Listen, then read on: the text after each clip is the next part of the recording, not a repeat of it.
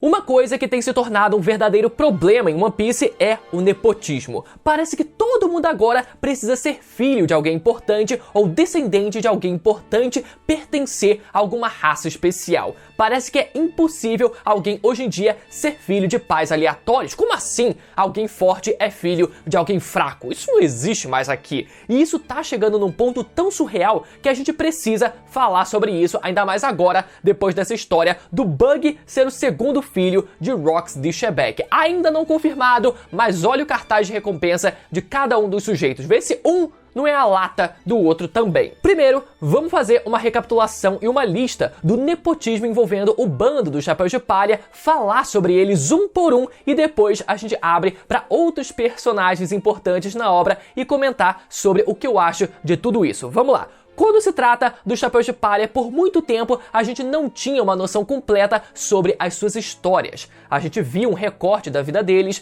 a gente entendia suas motivações, os seus traumas, toda a etapa da vida deles que moldaram a forma como eles são hoje. Mas, ainda assim, vários deles possuem um gap, uma lacuna que o Oda vem explorando dos últimos anos pra cá. O primeiro deles que eu queria citar é o Sanji. Inicialmente, a gente conhece o Sanji como um cozinheiro de um navio ainda criança, mas foi só no arco de Whole Cake Island que a gente descobre o passado do Sanji antes desse período. A gente descobre que ele era o príncipe do reino da Germa, por isso o cartaz de procurado dele tinha escrito apenas vivo. Tem todo um arco dedicado ao personagem enfrentar esses traumas do passado e apesar dos tropeços do arco, teve muita cena bonita, como o Sanji enfrentando o Luffy e o Sanji conseguindo deixar de ser uma pessoa tão cética e passar a acreditar que junto do seu bando eles poderiam superar essas adversidades, qualquer adversidade. Na verdade, desde o começo da história, o Sanji ele passa por esse processo de deixar de ser uma pessoa tão cética e descrente das coisas e passar a ser uma pessoa mais sonhadora. Na verdade,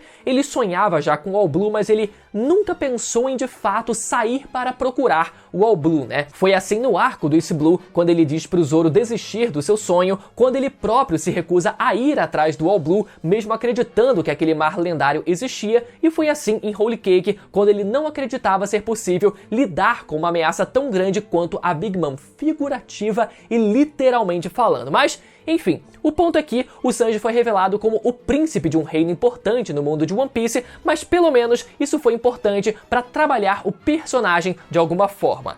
Já quanto ao Zoro, inicialmente o garoto parecia ser apenas um órfão qualquer que brotou numa vila de samurais, né, no caso de espadachins, do East Blue, e que trabalhava muito duro para conseguir ser o melhor do seu dojo. Mas em um ano, a gente descobre que o Zoro nunca foi um garoto qualquer. Ele pertencia ao clã Shimotsuki, um dos mais importantes do país de Wano, e consequentemente era descendente direto de ninguém menos que o samurai lendário Ryuma, e por tabela, um primo de algum grau da Kuina também. Vocês já pararam para pensar que o Zoro era primo de algum grau da Kuina? E detalhe, o que era para ter sido trabalhado dentro do arco foi completamente ignorado e revelado numa mera pergunta de SBS, onde o Oda esclarece toda a árvore genealógica do Zoro e como ele acabou indo parar no East Blue, no caso, os seus antepassados. No fim, essa quase descoberta não afetou em quase nada a vida do Zoro, já que ele nem sequer ficou sabendo disso, mas pra gente, além do descaso disso não ter sido explorado no mangá, pelo menos ainda, porque eu ainda tenho esperança de que isso vai chegar, essa informação ainda vai chegar aos ouvidos do Zoro, o maior problema mesmo é que isso fez a gente se sentir traído. Como assim? O Zoro sempre foi o garoto do trabalho duro, que precisa se esforçar 300 vezes mais para conseguir ficar mais forte. A gente vê isso quando ele era criança e treinava muito mais do que todo mundo para conseguir igualar a Kuina, e mesmo assim era derrotado, foi derrotado, né? Todas as 2001 vezes, e a gente sempre teve o costume de ver o Zoro puxando ferro no navio muito mais do que os outros do bando. Só que, quando a gente descobre que o cara era herdeiro do maior espadachim que o país de Wano já viu, a gente fica com um gostinho amargo na boca. Isso anula tudo o que o Zoro já teve que fazer para ficar mais forte, todos os anos de treinamento que ele teve que passar? Não, não anula. Mas a gente precisa concordar que caso o Zoro não fosse descendente de uma linhagem de samurais historicamente talentosos, o Zoro ia ter que se esforçar 200 vezes mais do que ele teve que se esforçar até hoje. Vamos combinar que o cara vai se tornar o maior espadachim do mundo aos 21 anos de idade, e se ele não tivesse a genética que tem, era capaz dele só conseguir realizar esse sonho aos 30 ou 40 anos de idade. Vocês já pararam pra pensar nisso? E é engraçado pensar como Oda ele decidiu meter essa de que o Zoro é descendente do Ryuma, algo que na verdade sempre foi uma teoria muito popular na fandom e sempre fez algum sentido, mas pra tentar equilibrar um pouco as coisas, o Oda ele decidiu não dar um destaque tão grande assim para a família mais próxima do Zoro. Na época do arco de Wano, todo mundo achava que aquele tal de Ushimaru fosse o pai do Zoro, até porque olha a cara do sujeito e me diz se ele não é o Zoro de cabelo azul, mas não, os pais do Zoro em si só foram revelados mesmo numa mera SBS. Então talvez o Oda tenha feito isso para tentar equilibrar um pouco as coisas, dizendo que o Zoro era descendente do maior samurai de Wano, o deus da espada Ryuma, mas os seus pais mesmo talvez não fossem grande coisa assim. Agora, vamos falar do Luffy, que é o caso mais caótico de todos. O Luffy, desde o começo da obra, nunca foi um garoto qualquer, apesar da gente conhecer ele como um garoto aleatório do East Blue, que tinha muita vontade de ser forte e sair por aí pelos mares, muito parecido com o Zoro nesse sentido, ele nunca foi um garoto qualquer. No capítulo 100, o Oda apresenta pra gente um homem chamado Monkey D. Dragon, nada menos que o maior criminoso do mundo. Só depois é confirmado que ele era o pai do Luffy, mas só a aparição dele salvando o Luffy já dava essa dica, né? Além disso, o próprio nome dos dois. Depois, no capítulo 154, Oda revela pra gente que o Luffy tem o exato mesmo sobrenome do Roger, ninguém menos que o Rei dos Piratas. Então isso já estabelece uma relação de provável parentesco entre eles. Depois, o Oda revela que o Luffy é neto do Garp, um vice-almirante e o marinheiro que carrega o título de Herói da Marinha. Então, desde a primeira metade da série, já vinha sendo construída a ideia de que o Luffy não era um garoto qualquer, mas vinha de uma família de gente barra pesada. E mesmo tudo isso não sendo dito ainda nos primeiros capítulos da série, o Oda ele foi construindo, ele foi conseguindo preparar o terreno para essas revelações e tudo fluir naturalmente. Apresenta o Dragon salvando o Luffy, coloca ele com o mesmo nome, mas não diz quem é, óbvio que era o pai dele, depois vai lá, coloca o verdadeiro nome do Roger, que não tinha sido revelado de início, né, o Goldie Roger, assim como Monkey D. Luffy, e depois o Garp e aí por aí vai. Porém, depois do time skip, a coisa toda escala para um outro nível. Na Ilha dos Tritões, um personagem chamado Joy Boy é citado pela primeira vez e rapidamente a gente associa essa figura ao Luffy, como aquele que irá terminar o que Joy Boy não foi capaz de fazer. Não é à toa que mais adiante na história, o Luffy passa a ser chamado de Joy Boy por outras pessoas. Mas foi no arco de Wano que a coisa escalou de verdade. No meio do arco, um personagem chamado Rushu mete pela primeira vez na história um tal de Deus do Sol Nika, que salvava, que vinha para salvar os escravos, enfim, aprisionados, e que ele próprio já foi um agente do governo e havia ficado responsável por transportar a Gomu Gomu no Mi. Poucos capítulos depois, a gente viu o que aconteceu. A revelação de que a fruta da borracha era, na verdade, a fruta do Deus do Sol Nika. A fruta, que era uma simples fruta da borracha, sempre foi uma zoa mítica de um deus. Vamos combinar, galera, que nem fudendo que o Oda tinha isso em mente desde o começo da série. O Oda, ele não largou elementos o suficiente para uma virada de chave na história como essa. A maior reviravolta na história de One Piece, na verdade. A gente pode fazer nitpicking, ficar caçando micro foreshadowings ou micro conexões, mas convenhamos que o Oda ele não trabalhou, não apresentou isso, não foi aquecendo a gente o suficiente para essa virada acontecer de forma orgânica na série. Pareceu muito uma decisão tomada enquanto a história andava e ele só aproveitou para encaixar isso com alguns elementos perdidos que ele já tinha apresentado na série antes, como a menção a um deus do sol no arco de Skypiea, por exemplo. Mas enfim, o ponto é que o Luffy deixou de ser um garoto que já vinha de uma família importante para alguém que herdou a fruta de um ser ainda mais importante. Na verdade, a fruta mais importante de toda a série. E eu realmente não duvido que o primeiro Joy Boy fosse um parente direto do Luffy e que o nome dele seja Monkey D. Binksu. Lembra da música? Sake de Binksu? Exatamente, né? Esse sake pertencia a um cara chamado Binksu, e talvez esse cara, sim, fosse o primeiro Joy Boy e o antepassado direto do Luffy. Agora, claro que a gente pode discutir o quanto a fruta do Luffy ser uma fruta mítica tira o mérito e o esforço do Luffy de extrair o máximo potencial dela, e eu nem acho que isso seja o problema. É só cansativo mesmo essa ideia de que todo mundo precisa ser especial, filho, parente de alguém especial, ou sempre ter tido um poder especial, ter herdado alguma coisa de muito especial. Além de cansativo, o maior problema é que isso faz a gente não conseguir se conectar mais tanto assim com os personagens. Nós aqui, como pessoas comuns, a gente quer acreditar que a gente pode ser alguém tão grande quanto o moleque aleatório que saiu do East Blue. A gente quer acreditar que se a gente se esforçar pra caralho, a gente vai conseguir ter chance de ser o melhor do mundo ou pelo menos alguém grandioso. A gente quer acreditar. Mas quando a gente descobre que o nosso personagem favorito recebeu uma herança, seja uma herança genética, financeira ou qualquer coisa do tipo, a gente se sente traído. A gente sente que nunca teve chance de ser tão grande quanto aquele personagem, que no fim das contas sempre esteve um passo na nossa frente. É que nem você descobrir que o seu coleguinha da escola tem uma mesada ali, ó, de 100 mil reais, uma paulada inteira de 100 mil reais esperando só ele fazer 18 anos para receber.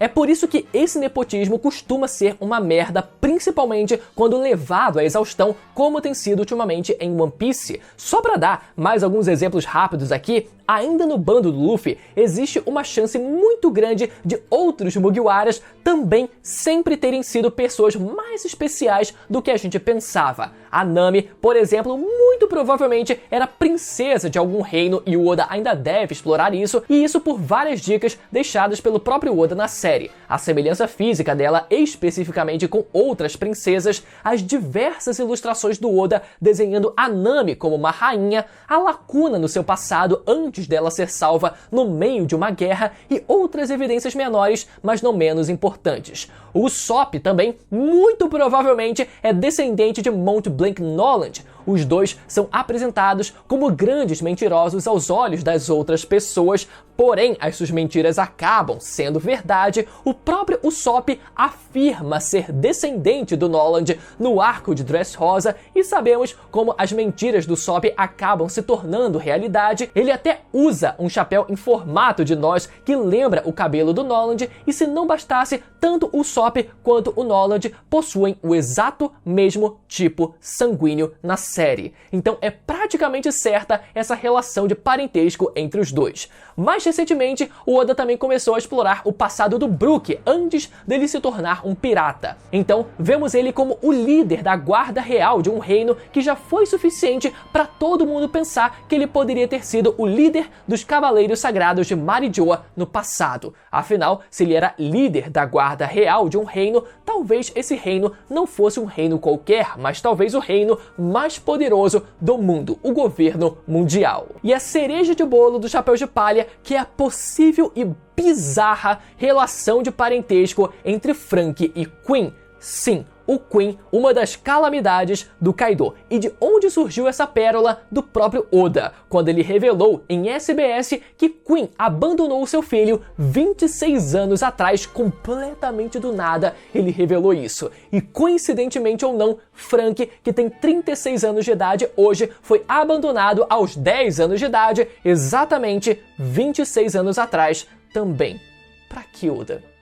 Pra que, cara? Pra quê? E fora o Chapéu de Palha, a gente pode citar também mais uma série de exemplos, principalmente entre os imperadores. Shanks, confirmado como um nobre mundial da família Figureland, o que já era esperado, na verdade, né? Considerando o nível de autoridade e respeito que o Shanks tinha, mesmo entre o alto escalão da marinha e do governo mundial, muito parecido com o do Flamengo, inclusive, né? Barba Negra, recém-confirmado como filho de Rox, algo que também era esperado e fazia sentido, mas o Bug Por outro lado, sendo o provável segundo filho de Shebeck, realmente não me desce até agora, e eu acho incrível como tem gente que já aceitou essa atrocidade como se fosse a coisa mais normal, ou pior, a coisa mais incrível dessa terra. Além deles, temos a alta probabilidade de Kaido ser um filho bastardo de Harold e um príncipe de Elbaf, dada as semelhanças gritantes entre os dois, e mais uma série de outros paralelos, como o Kaido ter o mesmo sangue dos gigantes ancestrais que a família real de Elbaf,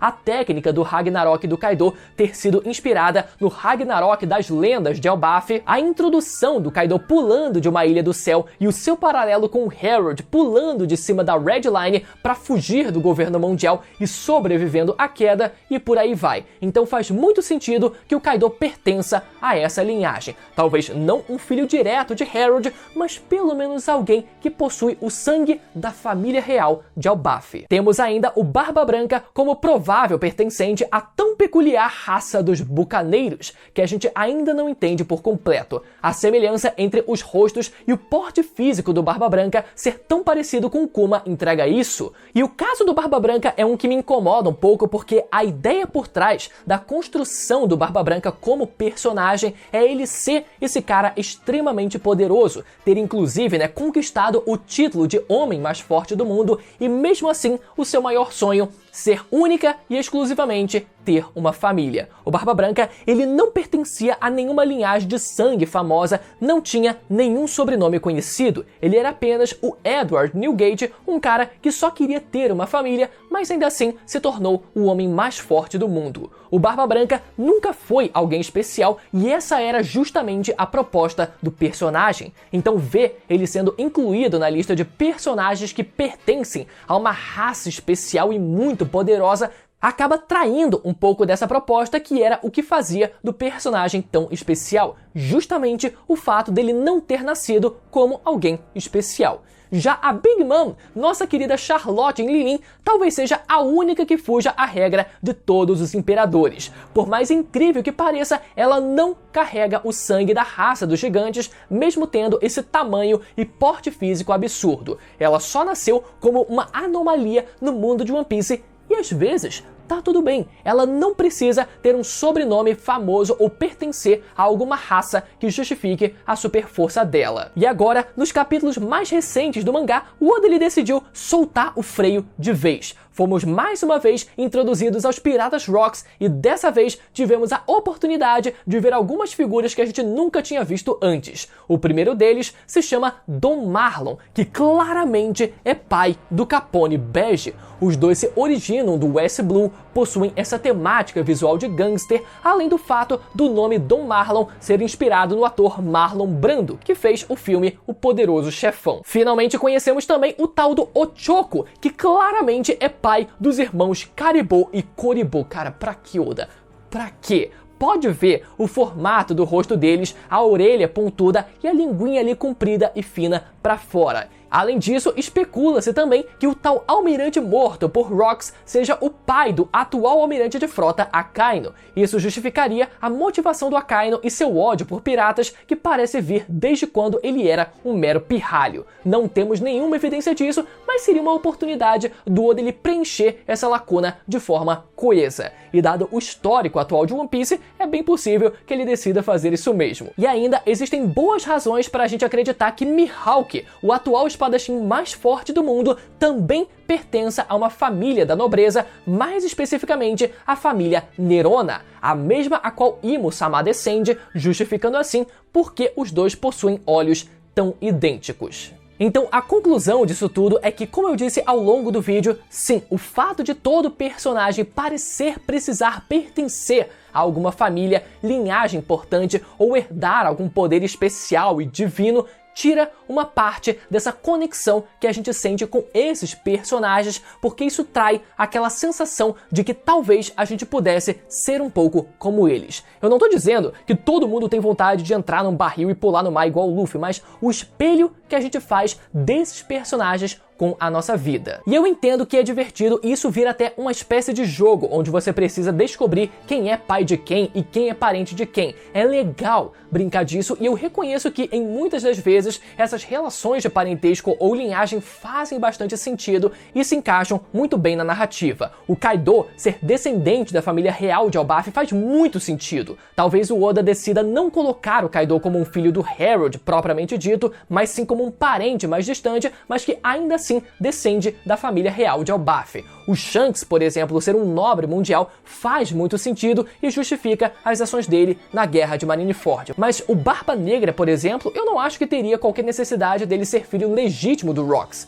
Ou principalmente o Bug nessa história toda. Por que diabos? Mas o Barba Negra, ou até o Bug, por exemplo, né? Eu não acho que teria qualquer necessidade dele ser filho legítimo do Rocks. Talvez o Barba Negra, por exemplo, pudesse ser só um garoto que herdou a vontade dele de alguma forma mais indireta ou que teve a alma do Rocks implantada no seu corpo, como eu acredito e muita gente acredita também, né, que tenha acontecido, mas sem necessariamente haver uma relação de sangue entre eles. Até porque, quando a gente para pra lembrar, né, One Piece sempre martelou demais na ideia da forma como laços não sanguíneos muitas vezes podem ser até mais fortes do que laços sanguíneos. Então essa banalização de que todo mundo parece precisar ser filho ou herdeiro de algo ou alguém importante, eu sinto que se choca e vai um pouco contra essa ideia. Então por mais que uma das 3 coisas que não podem ser impedidas em One Piece seja a vontade herdada de alguém, mas essa vontade não precisa ser herdada sempre por algum parente de sangue. É muito lindo ver, por exemplo, a forma como o Kobe vem herdando a vontade do Garp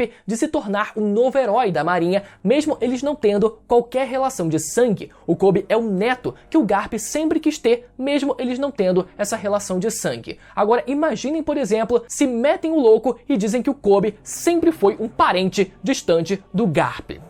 E de novo, eu ainda acho que a maioria dessas relações de sangue são muito bem encaixadas pelo Oda, mas parece que é tanto nepotismo ultimamente que é inegável que bata um certo cansaço dessa banalização toda. Mas enfim, eu quero saber a opinião de vocês aqui embaixo, se vocês concordam ou discordam, o que vocês acham, me conta aqui embaixo porque o seu comentário é sempre muito importante e mais uma vez, lembra de conferir o seu like e a sua inscrição aqui no canal para não perder os próximos vídeos e ainda ajudar o canal a alcançar a marca dos 900 mil tripulantes, beleza? Até a próxima, tchau!